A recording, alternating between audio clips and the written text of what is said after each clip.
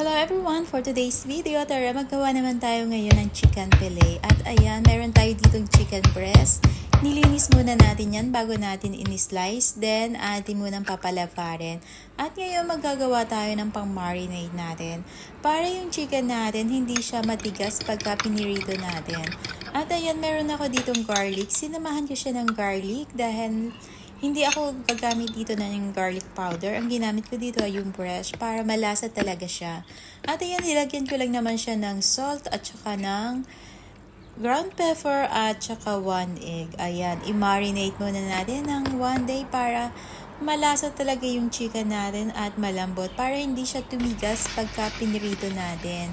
At ito yung gagamitin kong breadcrumb. Ayan, i-coated lang natin lahat para maging crispy yung ating chicken.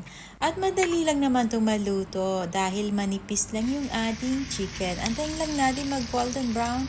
Then, okay na yan. At ayan, kailangan mainit yung mantika natin bago natin ilagay yung ating chicken fillet. At ayan guys, perfect na perfect tong pambaon ng mga kids sa school. Kaya itry nyo natin to. Masarap to at malasa at hindi siya matigas. Crispy siya. Ayan lang guys. Thank you for watching.